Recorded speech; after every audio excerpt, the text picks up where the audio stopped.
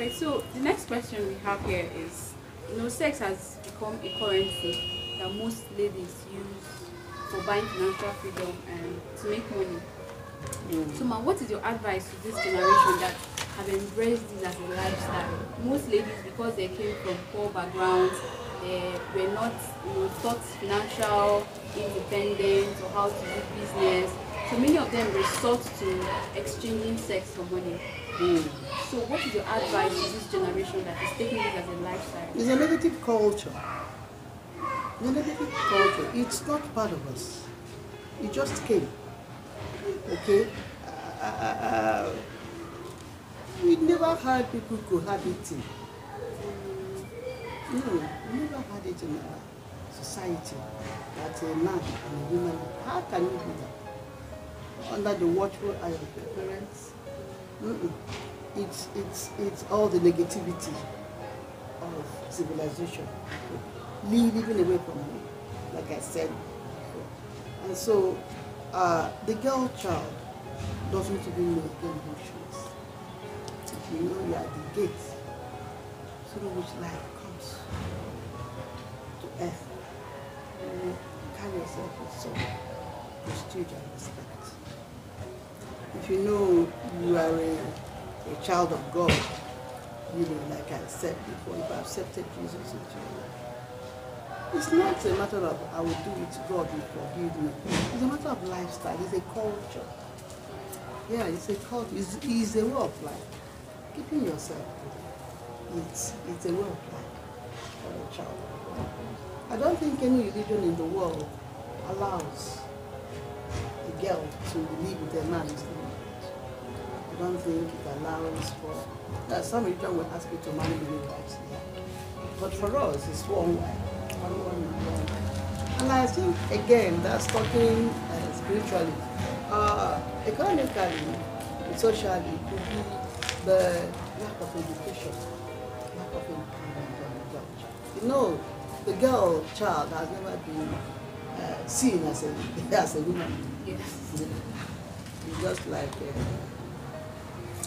here in England, in Nigeria, in Africa, you have many girls. It's like you are under a curse.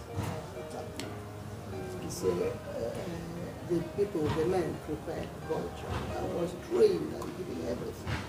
Had all the privileges, you had everything you needed to make it in life. But the girl child was just there to go marry and raise children and all this. But we now know, even then we knew that the girl child needed to be trained. And if she trained, gave them some education, give her some education, she's empowered. Did you know the day I heard that if you teach a man had sex with a woman for 1,500, that was a big thing. I started a work, not a campaign, no, a work by myself. I don't have any foundation or anything, but by myself, determined to train the girl child. Yeah, because if the girl child is trained and she has a job, she has a lot to do for the family. There's an adage that says you train a girl, you train a nation, you train a boy. I say you train a boy, you train an institution. Yeah? Because the boy becomes a man, the girl becomes a woman. And so if you train a girl child, you're training a whole lot of your community society. Because this girl child trains, looks after you at home, trains her other sisters or cousins, girls as well. And so instead the family becomes richer and bigger. And if you train the girl child, she's empowered. She marries a better man. She gets a better husband. Not mind now that children go to school and come out without jobs. But at least they have education. They're enlightened. Okay? And so that enlightenment helps them to be more in tune with themselves. They have a self-worth, they have self-confidence, they are self-reliant. Yeah? That you can get things to do, do your businesses, get work with your hands, and be comfortable economically. Yeah, so I think it's the lack of training of the girl child, giving her an education, It's been talked about, it's been played down. It's been played down. In this part of the world, in the northeast of Nigeria, they are actually not trained. So, so why wouldn't she use what she has to do what she wants? And sex, men will need her. She should give them her body and they get their money. But if a girl child is trained, educated, and empowered, she's much more honor. She can give what she has to society. And so every girl child should be trained. I have some girls who are from very poor homes.